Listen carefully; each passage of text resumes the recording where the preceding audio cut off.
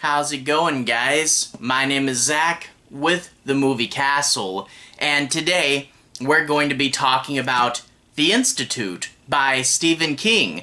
This is one of the newer ones to come out from 2019, which actually in retrospect was quite a while ago, but yeah, a lot's happened since then. I can't believe how much time flies, but I'm glad to finally get a chance to sit down and read this. I'd been kind of looking forward to it for a while. You know, the classic concept, special kids locked up in a government agency, sort of one of those kids fight the authority thing that so many young adult books do, but this is obviously Stephen King. It's going to be significantly better than all those, and way, way darker.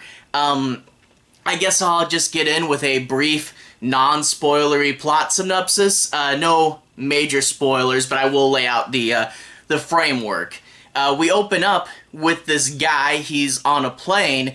He was a former cop, but innocent bystander got wounded in a gunshot ricochet, and that got him fired, and a friend said, hey, there's private security work in New York, but he's on the plane, and some government guy, I think it's a federal marshal, needs a seat, and they offer a free hotel voucher and a couple $100 if someone would give up their seat, and eventually the value goes up. They start, I think it's like $2,000 they agree on, and on a whim he gives up his seat and decides to hitchhike across America. So a really interesting opening. This guy is on a whim, kind of letting himself get controlled by fate, and just lazily hitchhiking to America with the goal of maybe getting to New York, but he'll settle in this small town in the middle of nowhere, and he's got a job as a night knocker, which is essentially a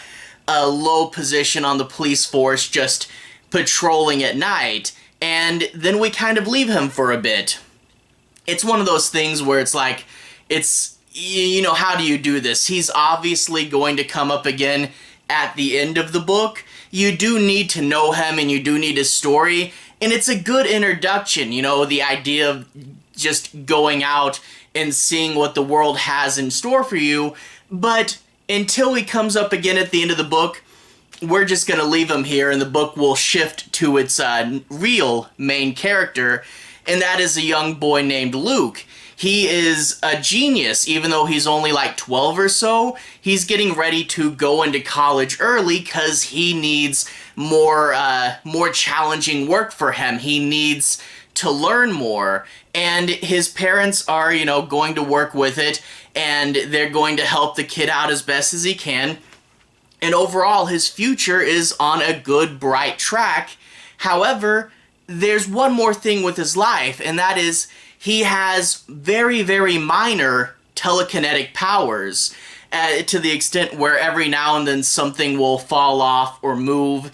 And he said one of the bigger things he ever did was move an empty pizza pan. It's very, very minor telekinetic powers. He is not Carrie by any means.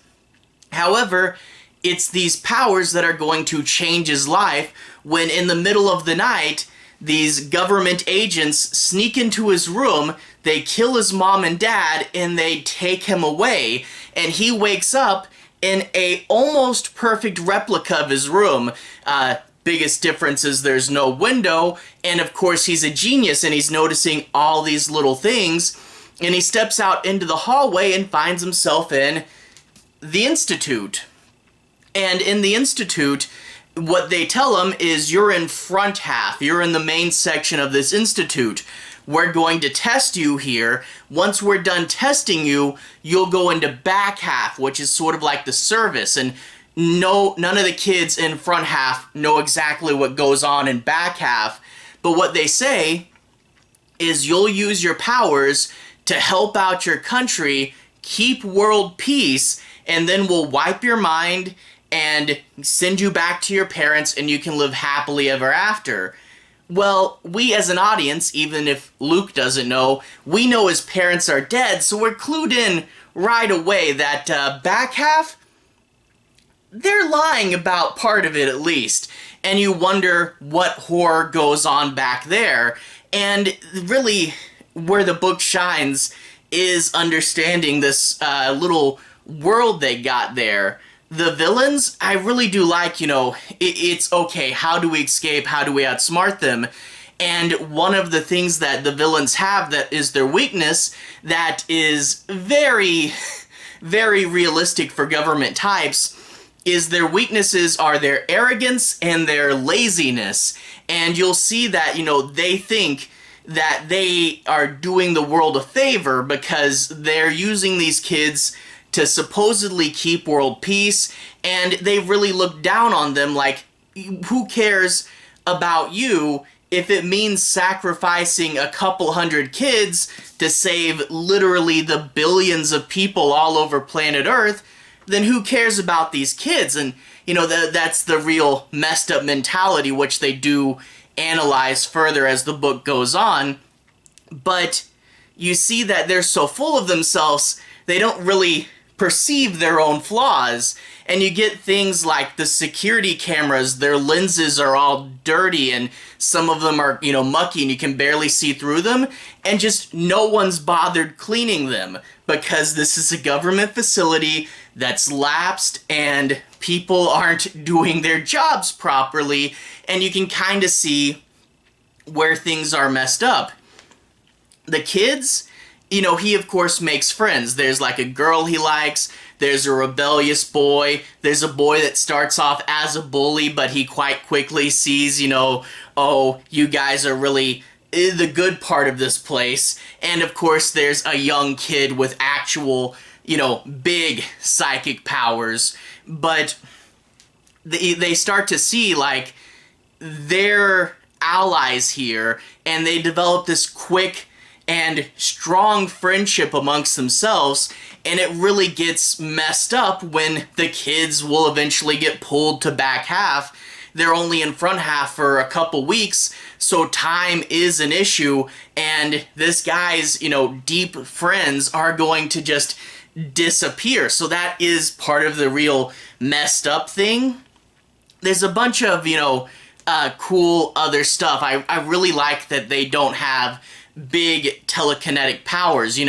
They talk about how there's telekinesis and mind reading, and the people who are positive can do it on command, and the people who are negative just kind of can do it whenever.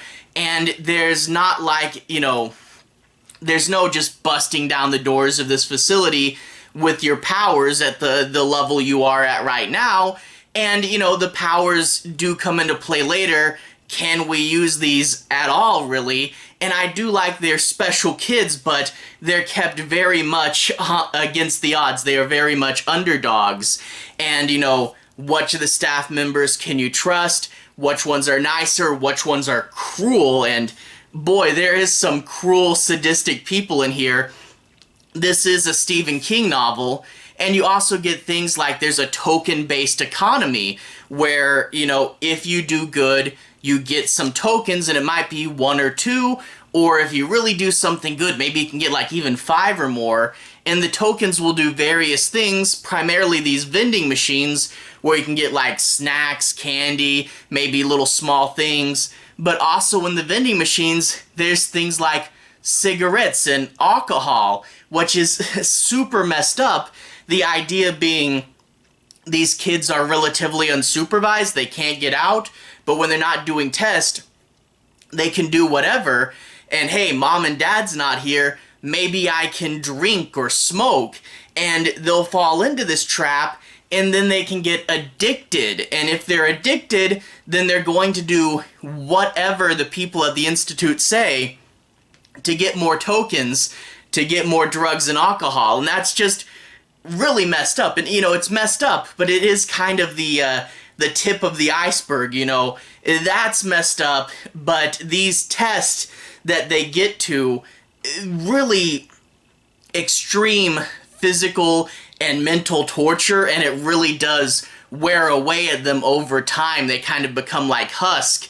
And yeah, some real messed up things. They start to see lights, these circles that will torture them. It's like bad headaches and seeing these circles in your vision, the Stasi lights. So yeah, really creepy, messed up stuff. Now, I won't go into the ending. I won't spoil it. I will say, though, it's a lot of the modern Stephen King novels do have kind of plot-heavy endings, and there is like a speech, a sort of a conversation towards the very end that goes on for a while. So it is kind of a plot-heavy ending, and they do kind of, talk a bit about stuff too much. I kind of like it better when the ending just gets crazy and then you you wrap up. But it is kind of one of those more plot-heavy endings. How do we move the pieces around? How do we win, So it is kind of that kind of Stephen King ending. But overall, like I said earlier, the idea of I'm young and I'm trapped and there's the evil authority, but we're special. We've seen this all the time from young adult novels, but this really does it a lot better, and it really goes a lot harder than most of those would. This is by no means young adult, and I kind of wonder, this is 2019. Stephen King was a big fan of Stranger Things. In fact, his endorsement was part of the reason the show got off the ground. I kind of wonder if he wrote this for the Duffer Brothers. Maybe he's hoping they'll get to adapt it. That would be really cool. But yeah, how do we escape? The kid's a genius. He's going to think of other things, and, things that he do will have bigger impact later on. And overall, it's a concept that's intriguing, just on its base. How do we get out of here? But then add in that Stephen King cruelty, and yeah, it becomes pretty messed up. So overall, a good Escape the Lab book. He's touched on psychic powers before, and you can't help but think of things like Carrie and Firestarter, and they do reference a little bit of other King works, but I was kind of wondering if there'd be a bigger connection to one of his previous psychics. But I think the most direct reference is a conspiracy talk show talks about Salem's Lot, so I do kind of wish that they would reference like, oh, these were earlier psychics that we had seen and studied or something, but that's just me being too big of a nerd. Overall, I did really like this book. I've covered a bit of King before, primarily movies, but I do want to read more of his books. A lot of the ones that I read before I started this channel, and I do want to go back and cover more, so hopefully I'll get to those as time passes. But overall, this is a new Stephen King book, and I really am glad that, all these years later, Stephen King really does still have it, and I can't wait to read whatever he puts out next.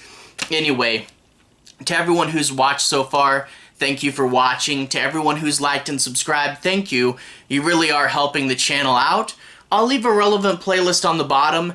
This should be my Stephen King playlist. I've talked about the physical release of Charlie the Choo Choo on there, but I also talked about a couple of his other movies, The Langoliers, The Mist. I even covered the entirety of the Mangler trilogy, and I will be working to fill out this playlist as time goes on. Hopefully I can get to more soon. Anyway, have a good day. I'll see you guys again very, very soon. Relevant playlist on the bottom. Have a good day now.